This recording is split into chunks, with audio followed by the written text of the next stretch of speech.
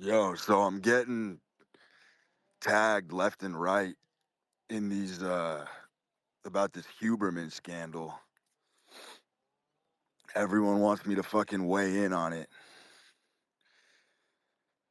I mean, I don't first of all, I don't understand how anybody is baffled by this at all. If you have if you've lived at all in the real world, I mean, where's the shock here? Where's the shock? Especially if you're familiar with my work. Because I've been telling you guys this for years. I've been telling you that men have an explicit kind of depraved nature. All men have a degenerate nature, and the ones who have the courage to use it, to utilize it, to lean into it, build these little wind up toy apparatuses in order to essentially delve into it as deeply as they can. So, how are you shocked that the whole Huberman multiplex, the whole brand, is essentially a storefront so this guy can descend into his chaotic nature? Of course it is. It's the counterbalancing of weights. This is what men do. I told you, this is why Michael Jordan played ball. This is why Michael Jordan built the greatest shoe complex of all time so that he could lean into his depraved nature and fucking gamble endlessly. This is why do you think rappers rap? Why do you think rappers make smash hits? So they can be around drugs and women all day.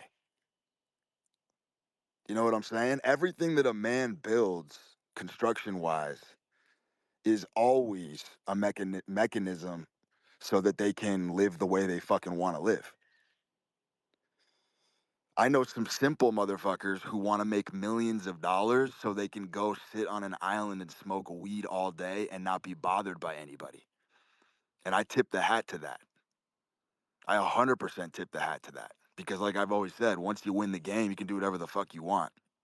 So I don't have any fucking I have zero moral judgment against Huberman and what he's up to. Sounds like he was spinning a bunch of plates. Sounds like he was involved in some dalliances with a bunch of different women. Got himself embroiled in some different trysts with different women, and apparently he was manipulating. I mean, who gives a fuck? Truly, who gives a fuck? I mean, how are we surprised? But look, the reality of it is Huberman is more friend than foe to me. Huberman is actually more in alignment with my speed and my style than just about anybody else in the space, most likely. Because again, he built himself an aquarium. His entire brand is just an aquarium so that he can fucking basically put whatever kind of fucking experiments he wants in his own living room. And he deserves some fucking accolades for that. Anyone who's taking shots at Huberman over this is terrified of their own nature and is running as far away from possible from their edge as they possibly can. This guy's edge running, living at his fucking edge. Got to tip the cap to motherfuckers who have the balls and the courage to do that. Always, always. Because like I said, if you want to be great, there's literally zero other impetus. You will never ever be able to debate me on this. You cannot show me any impetus or any reason why a man has the desire to catapult to the top of anything unless it's to truly just be able to lean into his depraved nature. There's zero other fucking reason. And you want to sit here and say women are the fucking irrational sex? Fuck no. Men are the irrational sex. Men do outrageous things to live the way they want to live. Things that make zero fucking sense logically, teleologically, theologically. None of it fucking adds up. So Huberman's a G. By the way, little sidebar. I read the Someone I think linked like a Vanity Mag article about the whole thing this morning. Very ironic. I know the woman that they put in there, Sarah. They gave her a pen name to protect her anonymity. I actually know her. I know exactly who they're talking about. I'm not going to give you details on how I know her, but me and Huberman might be a little more related than you think. Anyway, let's pivot into the fucking boomer thing. Let's pivot into the boomer thing. So the boomers, they have created the modern economy. You can thank the boomers for the existence of crypto.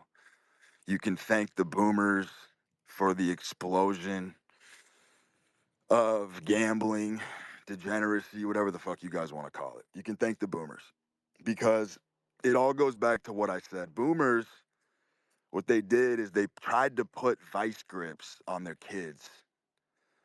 And they, first of all, I've always told you this, boomers were the most psyoped generation in history. They were wrong about everything. They had their instincts hijacked by the media. They really did. They had their fucking instincts hijacked. It was the first generation that you saw where women, this is when you knew it was going all downhill.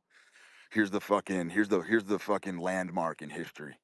When women got bamboozled by the media into not breastfeeding and falling for the marketing campaign of Gerber's plastering a fucking little baby on a fucking jar of Zog slop. And women legitimately actually believed that they were feeding their kids a Hallmark premier quintessential diet. And they stopped breastfeeding. That's genuinely when you knew it was a wrap. That's when you knew how powerful the media really was, because the media genuinely convinced millions and millions of women that Gerber's baby food had more power in it than their own fucking breast milk. Insane. And I've it's insane how it all ties into everything I've always said. I told you guys that men have been in a silent proxy war with these media conglomerates for basically agency and control of their household. And when women don't have strong leadership in the household, they're gonna get their sculpting and molding from these fucking megalithic corporations. And that's exactly what happened to the now boomers. Is the women got discouraged from their own maternal instincts and they were hijacked. And so everything that you see in history right now, in modern history, seems to be flying in disarray from that one kind of seminal germinal moment in history. When women started giving up agency of their own bodies and shit and outsourcing it to these fucking billion-dollar companies, game over, my friend. So here's the deal. Boomers, and one of the most interesting things that I've gleaned from the whole boomer thing in general is, and I said this on a prior spaces, I forget where. It's dislodged somewhere in the archives, but I made note that boomers were the first generation that kind of resented their kids in a way. They kind of felt like their kids were kind of holding them back from the freedom that they enjoyed. Even though they pumped out a bunch of them, it's kind of like boomers, first generation ever, that kind of wanted their kids to grow up to be complete fucking losers. And the reason you know this is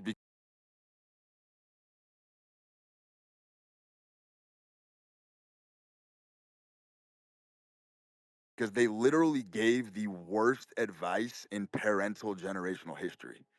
Horrible, awful advice that has zero fucking application in the real world whatsoever. Zero.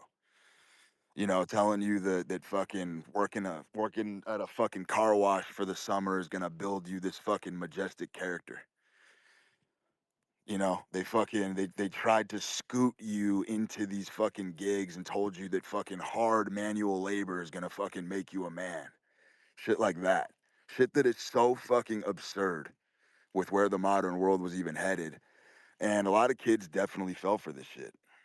They fell for this shit. And what it is they thought that by forcing you to do these fucking little odd jobs and shit, they thought they were gonna keep you out of trouble. It's basically fundamentally what it is. The boomers were a terrified generation, and they were terrified of their kids taking risks.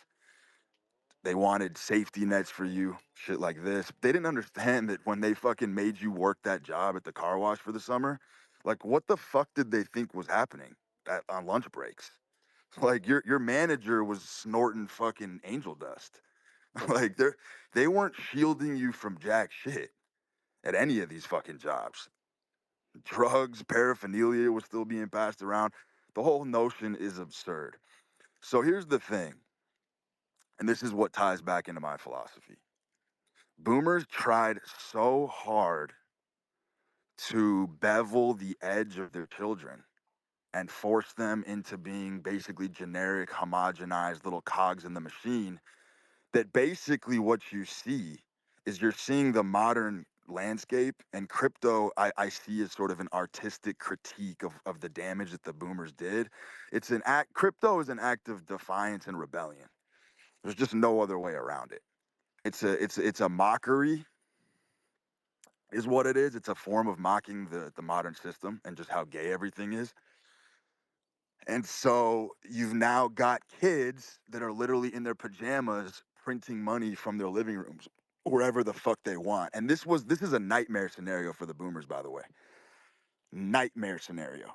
Because I've always said this, dreams don't ever come true. Dreams do not come true. Nightmares do though. Nightmares do come true. And that's why you got to be very cautious as a man as to what your nightmares are, because you will summon them. So we are now living in the dystopia, the very future that the boomers were trying to shield and protect us all from. We're now there.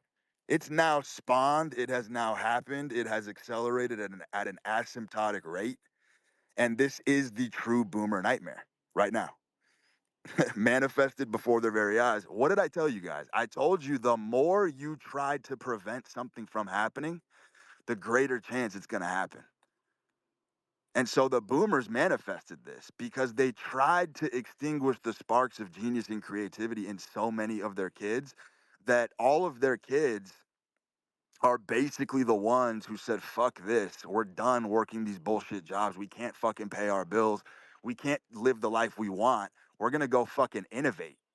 And so it was like a Frankensteinian experiment that went totally wrong. The more control, the more restrictions that boomers tried to put on their kids, the more there was pushback under the surface. And so basically, boomers are the founders of all these fucking companies obliquely. It's fucking fascinating. All these innovators who are fucking creating all this fucking tech and exploding all these fucking industries where you can just make capital from your bedroom. It is all a cultural, artistic critique against the boomer way of life. And now boomers are totally fucked because they've been ensnared. They're trapped in their fucking Roth IRAs, and they're watching dudes, you know, go up 1,000% in a day. And that's what's happening right now. So there's been a schism. There's a massive fucking schism. And it's beautiful. It's beautiful because it's like I've always said, Arkham Asylum in America was always inevitable. We're getting close here to Gotham City. We are.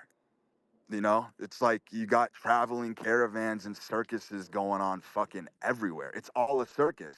And it makes total sense when you think back on it and you look at it because you're like, what is crypto right now? What is the narrative? It's obvious. It's the financialization of fun. That's all it is. Meme coins, it's the financialization of fun because everyone's sick and tired of fucking slaving away doing shit that they can't fucking stand. And so I venture to say crypto is the greatest artistic movement probably ever created. And it couldn't have happened without the boomers. It couldn't have happened with all that existential pressure at home to be somebody that you're not, forcing college down your neck, telling you to be an alumni, fucking wanting you to graduate cum sum laude when you had no interest in it. It just pushed everybody in this experimental contemporary direction that is tameless.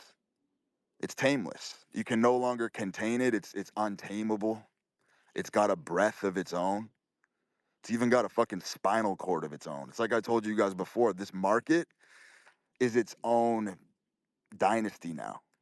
There's really nothing that can interfere with it or interdict. It's a wrap. It's going to continue to accelerate at this insane pace, which is really good for culture, by the way, because it's going to melt down these old paradigms and it's going to spawn a faster correction. That's what's coming around the corner here. Is all of these things are going to correct very fucking quickly and order. And it's just funny because it goes back to like my central tenet, the depraved nature of man. And by depraved, let me be clear, I mean the carnal passions in a man's heart, the things that a man naturally desires to do that he's scared to do on a daily basis. Those are the things that really do push society forward. Guys like Huberman are not a role model. They're not at all. They're not supposed to be looked up to. People like me are not supposed to be looked up to at all. It's because what I'm doing is I'm also honoring the carnal stir, the carnal stew in my own heart. And so whatever apparatuses I build are for the same reasons any other motherfucker builds something majestic. It's just how it fucking works. But if your grip is too tightly on the wheel of safety and sanity because you're afraid of your edge or your nature or afraid of living how you truly want to live, then you're going to scoff at things like this. You're going to look at scandalous stories that break out and you're going to scoff because it's just a reflection of how you're living. It's just everything that you see that makes you fucking bewildered or have a negative reaction. It's just always a reminder of what you're doing. It shines a spotlight on it. It's never has to do with what other people are doing. No one gives a fuck about what anybody else is fucking doing. So it's always about you. And so your reactions to these stories and shit, very good barometer of how you're living. Very good barometer. Let me pull up some questions. I want to solve some problems today. If you're gonna step up here, either contribute something to the conversation or give me a good fucking issue that you're dealing with that I can troubleshoot live on air.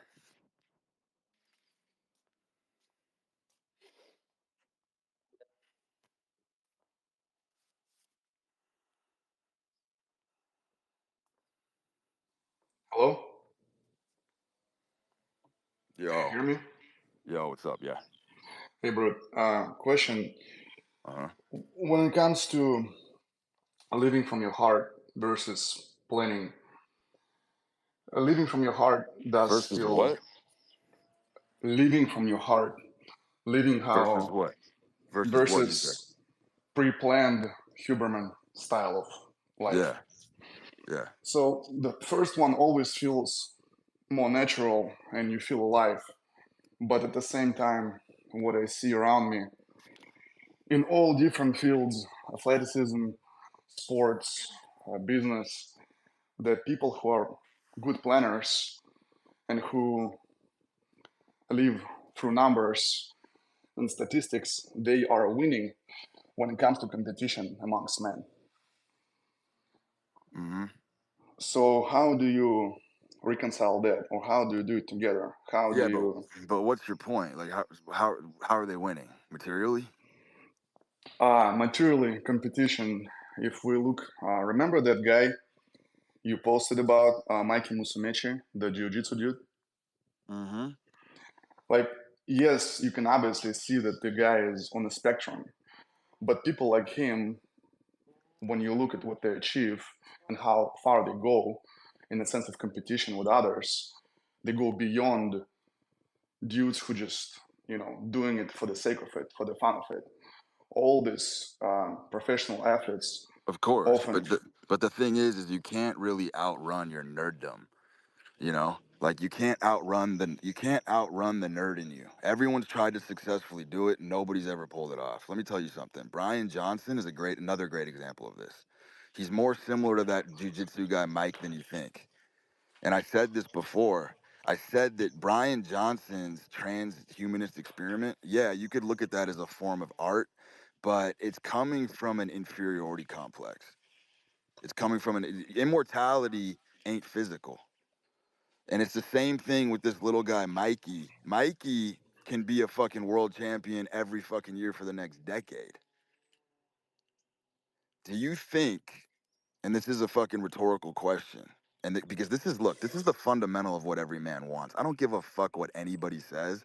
Everything that we do as men boils down to this one fucking thing. And anyone who denies this is lying. Men want to be loved by women. Loved. Loved.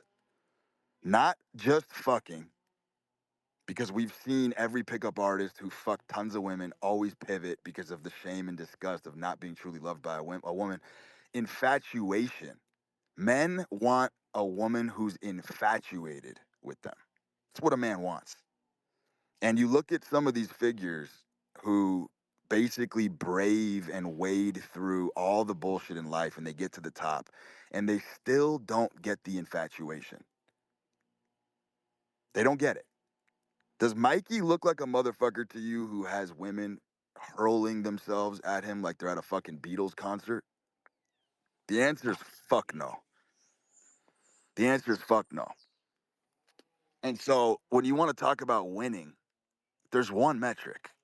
It's how do women love you? That's it. Do women stalk you? That's it. That's the only fucking metric. Because I've always said this, and this is what men really don't fucking understand. And it blows my mind that they don't get this. This is why you always have to test yourself and always have to date beautiful women in the market because it doesn't matter what you're building. It doesn't matter if you're in monk mode. Women are the true test of everything that you're doing. Women are the feedback loop. Whether you want to admit it or not, whether you want to acknowledge it or not, it don't matter. That's just it's always been this way. but then there's a contradiction, right? Where if It's you always the focus, contradiction. That's how you know you're cracking truth, my brother. I contradict myself. I contradict myself every motherfucking day. And that's how I know that I'm actually cracking to the kernel of these topics. Because look, I could play devil's advocate with almost everything I've ever said. I can. I have that ability. Everything I've ever tweeted, everything I've ever stated, I could play the other side if I wanted to. Because I do understand that there is an opposite polar kind of countervailing point to everything that I say. And I could play that easily in my own head. But that's how I know that I'm actually bullseye dead on accurate with what I say. Because I understand that the opposite of what I say is also fucking true. Look, let me give you another one.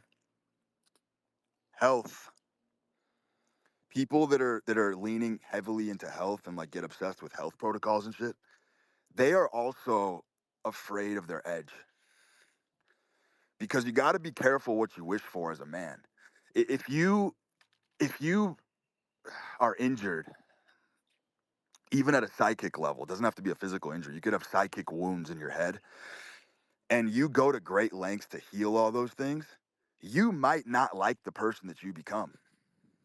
You got to be very careful what you wish for as a man. You can use wellness. You can use the concept of wellness to become a lesser version of yourself. And that's the interesting thing is like you really as a man don't want to shake and tinker with the system. Because look, I operate from the premise always that as a man, you really don't fuck.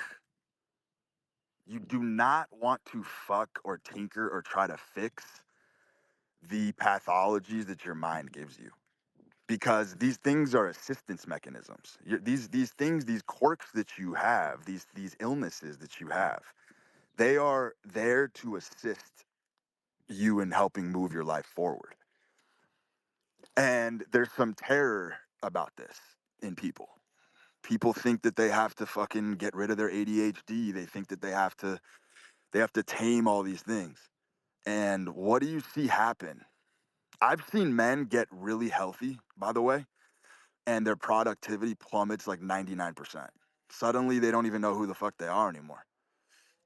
I've seen guys literally fucking totally flip the dial and become fucking fitness enthusiasts, fitness fanatics, get objectively healthy as fuck, run their bloods, their test is fucking burgeoning, their fucking DHT is through the fucking roof. And these guys now literally can't even make a sale or get a bitch. What happened? You fucked with the system that was working. And so I'm starting to see this. I'm starting to see that this health fanaticism is actually people moving away from their edge, because the edge is scary and the edge is life, by the way. Like, people don't seem to understand that the edge is actually your wellspring of health. Your edge will carry you forward even in a wounded state. You know what I mean? And so, look, it's ironic. You want to talk about paradoxes and contradictions. It's ironic that the healthier some of these motherfuckers get, the more they're actually dying. You know what I mean? And there's other guys who, when they're wounded by life, they come alive. They only can start living truly when they've been wounded, when they've had their hearts wounded, when they've had their psychology wounded. There's men that get animated and come alive. And so it's all about the edge. It's everything is about keeping that fucking edge razor sharp. Everything for a man. If you want to move past baseline, and that's like the problem. We want to talk about these great figures. You brought up Mikey. I'm talking about fucking Brian Johnson. I'm talking about Huberman. I talk about all these great figures. Here's the reality of it. I've witnessed monstrous transformations in my life. I've seen people make monumental transformations. And the purpose of a transformation is not really in the transformation itself, because every man does have a set origin point that they return to. No matter how vast or colossal your transformation is, a man is always going to go back. There's like a set point in time you're going to return to, kind of like ducks in a row. As soon as there's a disturbance, all the ducks fall into place. Man is no different. But here's the thing. The deeper the transformation, what it does, the value in it that people miss, is that it tows that origin point that you're set to forward a little bit, so that when you do return back to that origin point, you're pushed a little bit more forward than you were before. So man is always towing a sled behind him. There's always a sled. Your past is always haunting you. Your traumas are always haunting you. And I mean, dude, again, metaphors are the fucking best depictions of life. They talk about how things are weighing heavy on you. It's when you have big problems, or you're solving a challenge, or you're tackling a feat. People say it's weighing heavy on me. Yeah, well, that's what I'm talking about. It's you towing your past behind you does have that cumbersome feeling to it. And so that's why it is the Lord's work to make these monumental transformations, because it's not about really where you land on the transformation. It's about pulling that origin point slightly forward, so that if you do regress, because everybody regresses, you just kind of land further forward than you were before. People say life is about two steps forward, one step back. I say it's the opposite. I say it's the total and complete opposite. I think the goated paradigm is actually two steps back, one step forward. And it's ironic, and it's a paradox, because if you run the math on that and you get your scratch paper and you go and you get a fucking abacus, and you fucking run the numbers on what I just said, you're like, wait a minute, 2 steps back, 1 step forward. That means you're not making any progress.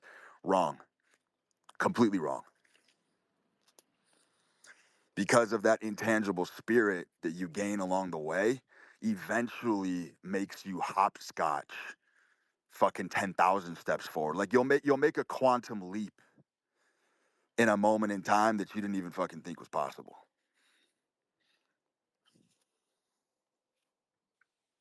The progress is sporadic. You never move in the exact same line. It's more like That's exactly going right. slow and then speeding up and jumping.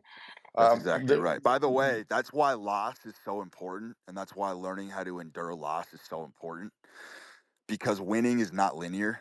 And everybody knows this. And that's why when people are winning at a furious rate and they're stacking up wins, we all have this natural human desire to go on a bender of self-destruction. It's why people will go fucking party and do drugs and have hardcore weekends and shit because we all subconsciously know that when you go on a bender, it's it helps you recuperate. It helps you recuperate. You let off steam, you kind of fall to the bottom a bit, you recharge, and then you slingshot 10 steps forward from that point again. But you need that. You need that because, like I said, you can't hold on to the feelings of winning. It's too immaterial. emotional pain is one of the best motivators to do better. But going back to the approaches, when you just make let's say an example with weightlifting, Olympic weightlifting, you had your own method, you're ripping maxes all the time, Hmm. despite whatever was saying, you were successful because of that. If in hypothetical situation you have this nerdy guy who comes to you and tells you, look, I'll build this fucking protocol for you. I promise you, in 6 months, you'll be able to lift much, much more than you ever could have. And you will, overcome your potential, whatnot, without any steroids and so on and so on. But you have to follow meticulously this program I wrote for you, I can't do it. I even though can't. the win will be guaranteed for you. Yeah, I can't do it. I won't do it. So you will choose your heart and the way how you like to do things Every time. over Every time. winning the Every, competition. every time. It's my way or no way. That's how it has to be. So That's how it has winning to is be. not the most important part in a No, way. I disagree with you because look, winning like that the stubborn like pig-headed mentality is pretty goated for many reasons. And one of the reasons that it's goated is because you actually create a gravitational pull that is so fucking powerful, you become like a black hole. You suck in a lot of debris, you suck in a lot of trash. You got to deal with a lot of negativity and hate on that path, obviously, because you're going to hit a lot of resistance points. But you also suck in a lot of good shit too. And if you have a good filter and you're a strong personality, you can learn how to take in the garbage and not really have it affect you. Look, this is like the whole fucking point, and I'm glad you're bringing this up because it's leading me into these tangents that are important because it's all everything is tangential. What I'm really saying is, and I've observed this at the literally the most molecular level, is that the male mind is literally primordially suited for being able to block out noise. Everything is about blocking everything the fuck out except your own concept. Like that's literally it. Because you look at high performers, you look at everybody fakes themselves out. Everyone psychs themselves out when they get really close to their goal. I think I said this on my last spaces. People fucking people will literally be knocking on the door of achieving their goal and then they go into full fucking panic mode and what changed? Nothing. It's just the voice in their head is terrorizing them. So like for me, I don't want to contaminate my work or my heart with other people's voices. That's why I wouldn't take the fucking kids protocol. Because to me, I look at it as contamination. I look at it as contamination completely. It's why I don't read anymore either. by the way. I stopped reading. Like I literally just don't read. I skim shit, but like I just really don't really give a fuck what too many people have to say about anything. I don't care at all. Thank you, man. Thank you. Of course. Bang bang. Yo, Lorenzo. Can you hear me? Yeah, I'm with you. All right. So I would like to ask, I remember a while back, like this kind of relates to what you're talking about now, but you talked about the maximization of entropy for men. So like when a man is trying to maximize entropy, whether on purpose or like by accident, he'll go on that bender, he'll like root himself into this spiral of self-destruction, and that got me thinking, when women go through like a supposed like hoe phase or something like that, is that just the female equivalent of like maximizing entropy? Like I'm curious about that. Well, yeah, of course, but the hoe phase for women is really just a cry for help. Because like I said, women have like 3 or 4 cracks lifetime at locking down a warlord type figure. It doesn't matter how coquettish or demurred or fucking coy or shy or fucking virginal a woman is. Every fucking woman unanimously across the board, no matter what they say, wants to be with a warlord. And when I say warlord, I'm not talking about some motherfucker with a machete in Somalia.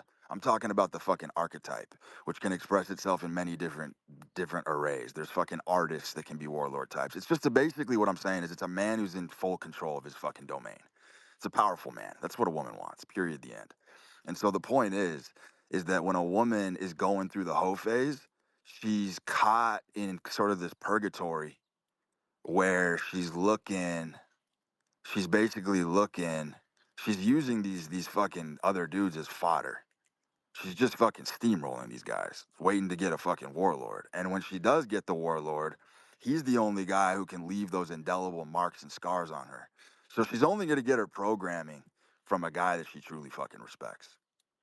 That's why body count is just it's not really a fucking thing. Because look, let me give you one of the biggest myths in fucking female lore. Everyone's talking about, oh, I want a good girl. I want a girl with a fucking good personality. There is no such thing as a ready-made woman. That's not real. You are not gonna, because the when you meet a woman, she's gonna become more like you the more time you spend together. So women are molded. Women are created. Women are sculpted. No matter who a woman is when she meets you, you don't even have to. She could be. You don't. She does not have to have remotely the same interests as you. None of that shit's relevant. If you are the guy, she's gonna go right into that tractor beam and she's gonna develop the characteristics that you want. That's the function and utility of a woman is they will mold themselves to be like their man. So thinking that you're gonna get some ready-made woman who's already fucking perfect, let me tell you something. That's a bigger red flag than you can possibly understand. If you find a chick that's like already based, and I hate that fucking word, I think it's gay as fuck, but I don't have a better word for it right now. If you meet a chick that's super fucking based and red pilled, where the fuck do you think she got that from? That was programmed into her by another man. So now you're working on another man's project. So it ain't a good sign when you find these super fucking conservative based chicks. That's not a good sign at all. You know what I mean? You want a more vanilla template to work with. So Right, yes. right. So yes, bro. That's what I'm saying is like the only types of guys who truly leave a lasting mark on women are the fucking warlord type motherfuckers. Everyone else is a fucking footnote in history. They're forgotten. They're not programming the women. Could you extrapolate on that like warlord archetype if that's all right? Yeah, I mean, bro, it's a man who like when he moves through the world, like the world opens up for him. You know what I mean? Like it's like a guy who it's so simple. It's like it's a guy who walks into a store or a restaurant and people want to help him. Like the most basic things, like people just react to this guy's presence. They want to help him out. You could walk into a restaurant and you see everyone is dreary. Everyone's dreary. Everyone's tired. You look at the staff, they're bored. They're just going through the mechanics of it. But then one guy, why did, like, this always happens. There's one guy that'll walk into a restaurant and now everyone's like, I just want to help this guy. Maybe he's a regular. Now, like, the server runs into you, you're a regular, he's happy to see you. Now you just fucking gave that motherfucker a second wind.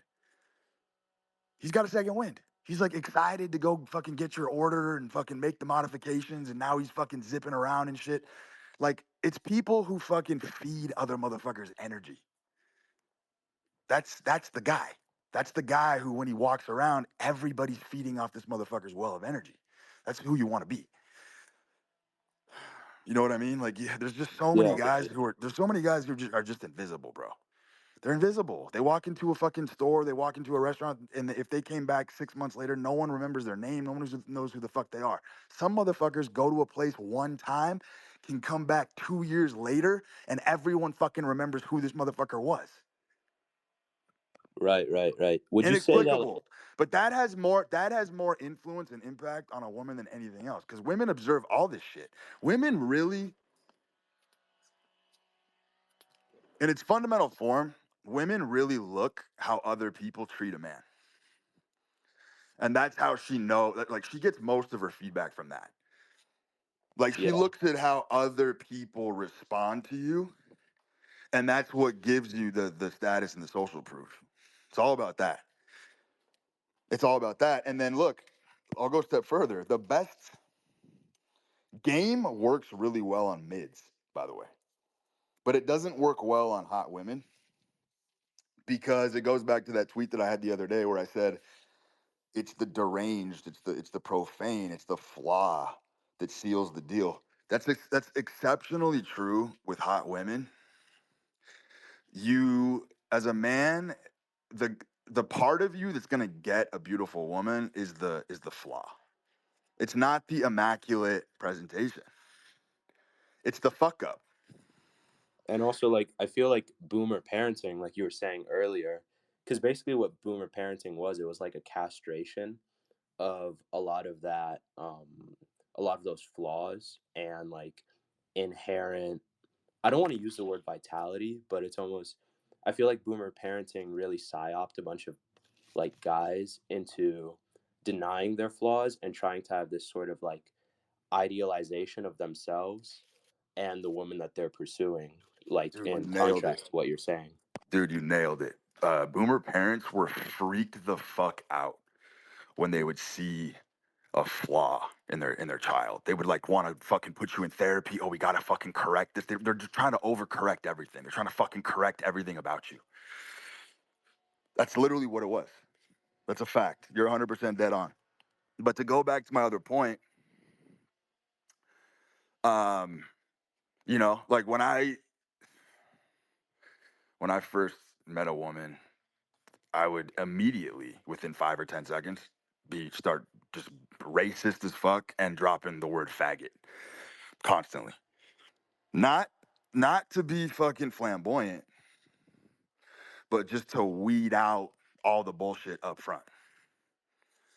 You know what I mean? And I've never had a negative response from that in my entire life. Right, because like you're what you're doing is exactly what you're saying. You're making that impression, and that warlord archetype you're speaking of would he's going to impress his will upon those values that she already has. So like if she comes dead set with those values either got impressed into her or it's a sign of like some sort of pain. And that's another thing that like the boomers couldn't conceptualize is that when she accepted all those values in the first place, like if a boomer parent's raising you perfectly and there's like some sort of pain in that dichotomy, that's the wrong word, but if there's like pain there, she's going to be impressed with those values, you know what I mean? Yeah, exactly. That's a fact. That's a fact. I mean, I just look at these guys who go on these, like, you can see it. You'll be out and you can literally tell a couple's on like a Tinder date, and the dude is always just sitting there with his hands folded on the table. He looks like so well put together. Looks like he fucking took 2 hours to get himself ready. And I'm just like, fuck, man, this guy completely doesn't fucking get it. Like, it's not about what you're wearing. It's not about any of that shit. It's not about your posture. None of that shit matters. These guys are fucking sitting up like a meerkat, spine is straight, trying to look like a fucking tough guy. Dude, I'm in the booth across from them, laying down, basically leaning against the booth like it's my fucking living room. Like, who do you think's gonna have a more successful time with a woman? The guy doing that shit or the guy who literally thinks he's doing a fucking audition? Absolutely. You And know what like, I mean? You got to just get this shit out right away with women because the problem is that who you are when you meet a woman, you cannot pivot halfway. It's never going to work for you. And that's the problem is these guys will come out with the greatest mask presentation you've ever seen. And then 6 months down the road, they pivot and show who they really are and it's game over. You might as well just come out the gate, be who the fuck you are from the jump. And it's the flaw or the quirk or the fuck up that's going to land the chick anyway. It's like it's going to create a spark in her. Not so all would, the time, not all the time, but it's your highest percentage chance of getting the woman that you want does actually stem from that fuck up, from that thing that you did totally incorrectly that wasn't by the book. absolutely. It's So like, ironic as fuck. yeah, like just to like last thing I'll say is like, would you say that the women who come preset with those conservative and like base values, when they are searching for a man, they'll end up choosing like it's almost an oxymoron. They'll end up choosing like a weaker man, like a non-warlord archetype, because the values have already been impressed upon them. Exactly. That's exactly what happens. So it exactly. So it just creates that inversion. 100%. It's the same thing with women with a lot of money. They'll fucking rescue a loser like fucking Kevin Federline, Britney Spears. You got fucking J Lo banging younger dudes. A couple of Paris Hilton, like these billionaire heiresses. They have this fucking complex where they love to rescue a fucking loser from the gutter. They love it. Thanks, Brute. Yep.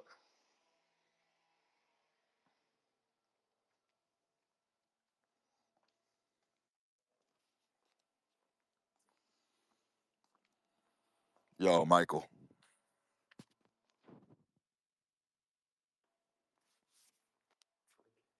Michael, you're up. Oh, my mic was off. Brute, this is a fire space. Thanks, dude. I appreciate it. You answered my question that I had requested to join with a little bit with that previous response. Mm-hmm. But just for some more color, would appreciate some examples of those flaws.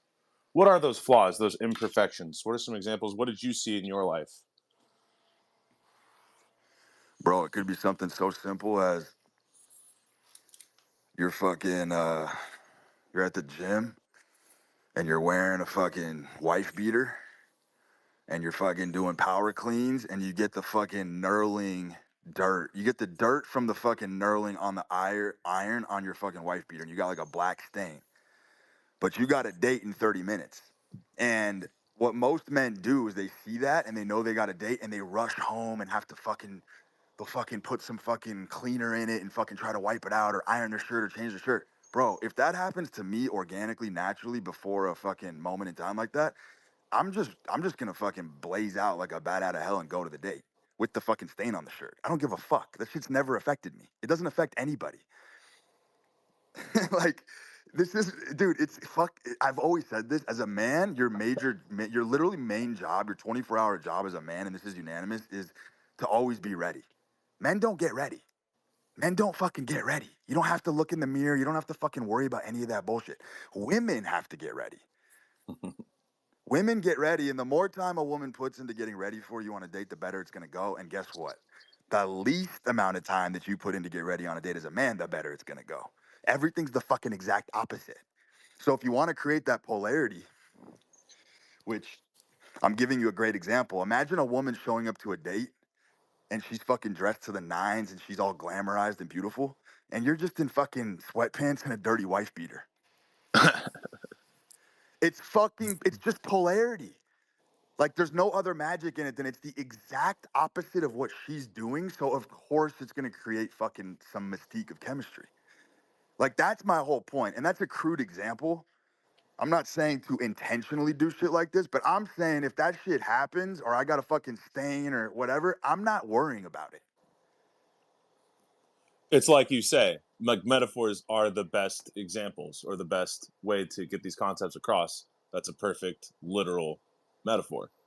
You're So, wearing a dirty wife beater. You didn't prepare. She's dressed to the nines. Polarity. And that's what I think a lot of people lose is we lose this polarity. And so much of what I'm hearing in your space and in your message is get back to who you are. Quit doing other shit for other people. Connect with your core nature, which puts you in touch with that masculine polarity, which dudes have lost. yeah, you got to be shameless with it. And like, if a woman tries to tease you or make a commentary about you showing up to date at that, then you come back and fucking tease her back. Like, it's just so simple. Like, there's never going to be a situation where you walk into a situation like that and you get nuked. Like, it's just a winning formula every fucking time. I've literally seen it happen so many times that I just know it's true. Just be more yourself. Be less afraid of judgment. Yeah, dude, That's as what a I'm hearing. man, as a man, that's what it's like. The whole ethos of it is like, it's hard to articulate, but it's like it really is about who you are when you're in that repose, when you're in that resting state. It's not about the jacket, it's not about your haircut, it's not about any of that. It's about who you are when you look into her eyes. Like, a woman will just know. She'll just fucking know. It's kind of like in the wild. I heard some interesting shit a while ago about how tigers, like big cat predators, when they're in the wild, they'll actually sometimes gaze at their prey in the jungle, and the gaze alone, like a fucking small monkey or some shit. Let's say a fucking leopard is hunting a monkey. A monkey will lock eyes with the fucking leopard, and they will actually stare in the eyes for a brief second, and they will physiologically start to shut down. The whole system literally starts to erode and collapse. And it's almost like they get into this submissive surrender posture where they just know it's over. They know they're about to be pounced on. It's a very similar, the oxytocin exchange between men and women is similar. When a woman looks in a man's eyes, she can literally see your entire story. She knows exactly what you're thinking. She knows what you've been through. She knows that resting state. So no amount of fucking bullshit or decoration that you put on top of that is going to hide that. It it's like what I'm hearing there is when you're truly in touch with your nature, if you're doing this right and you are that big cat, you are shutting down or down regulating the nervous system of whoever you're engaging with. You're making them more calm because you know your role. Dude, of course. That's literally how sales works. That's how the whole world is literally. That's like the inner machinations of the entire fucking world, and nobody seems to understand that's exactly what's happening. It's like This this journey everything. is so fucking fun, dude. It's just it's the most fucking fun adventure on the planet just to get more in touch with that nature day by day. It's like it's the only thing that matters. It's what is so exciting. Dude, it is. And honestly, like, the one thing that I've wished for every man that listens to me is I really do hope one day they can actually be face to face with a woman they love and legitimately just feel comfortable in their own fucking skin. Like, that is, it's insane that in 2024 it even needs to be said, but I think that is a very lost thing. I don't think many people really experience that anymore. I think people are squirming in their own fucking skin at all times because they don't know who they are. But when you really know who you are and you live by it, it changes everything for you. That's the only way that you can ever love somebody is you've got to love who you are, which brings us back to you've got to get in touch with yourself. So how do you, Brute, what is love to you? Like let's just say romantic love. How do you know, so to speak? It's a good question, man. It's just about having that urge, I think, to just provide and care for, man. You know, not from a place of savior complex, but just from an offering of my strength. 100%. I mean, I think the savior complex is relatively goated to a degree in the modern market because, I mean, look, I look at any woman who's working like a shitty job. I look at that as like a marketing campaign. She's just basically she's sticking herself in a high foot traffic environment where people are walking in and just like, who's gonna fucking rip me out of here? Like, bro, that's what men need to be doing for real. Like successful men need to be going and fucking plucking these chicks out of the fucking workforce. Yeah, dude. That would make the Yeah, world a fucking much better place pretty fucking I'm quickly. with you. It would. That's all the questions I got for you, dude. You answered. It's good to hang out with you, man. I appreciate it. Let me let somebody else hop up here. Yep. Later.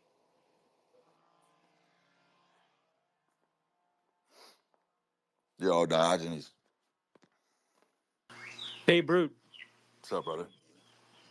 Hey, man, when you were talking about molding a woman, right?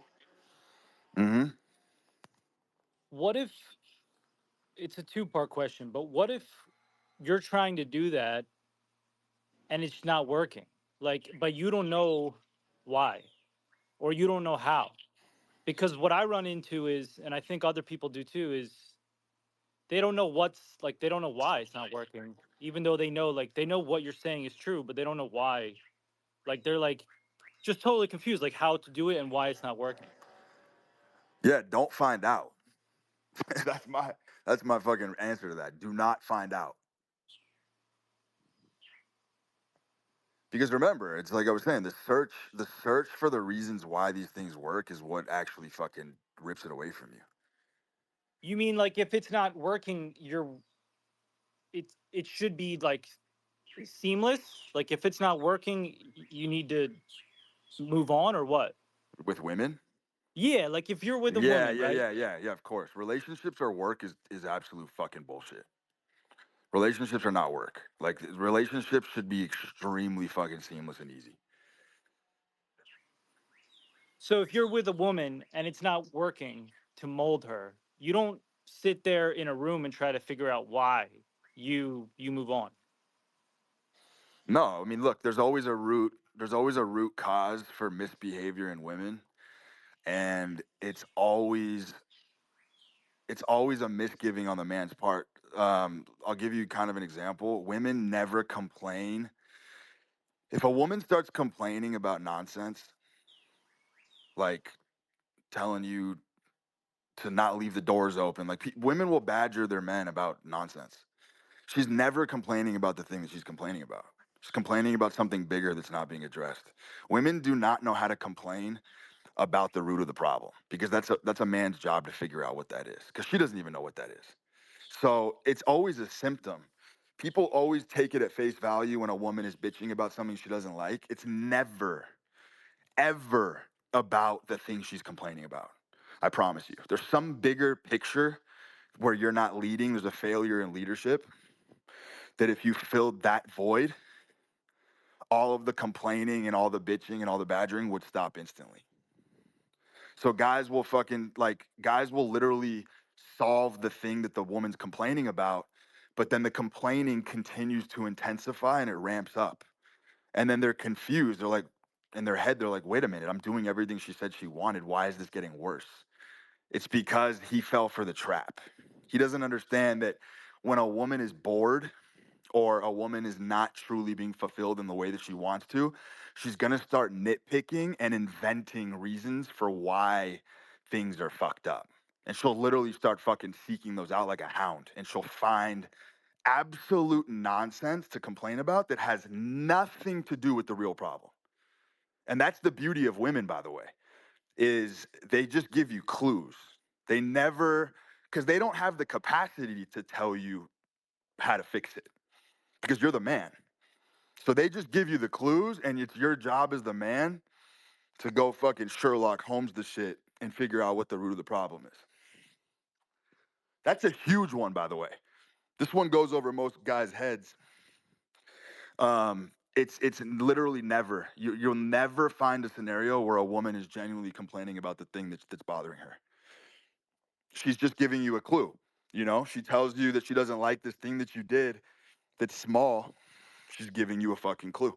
There's something else that you did that gave her the ick, and she can't shake it until you fix that one thing. And so that's where women just keep men super fucking sharp if you have that awareness.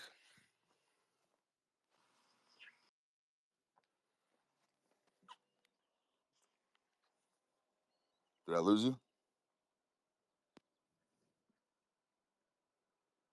Yo.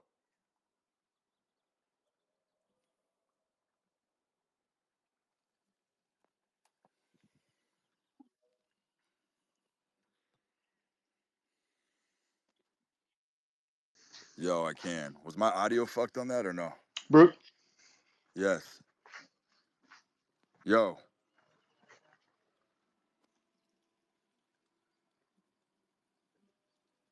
Yo.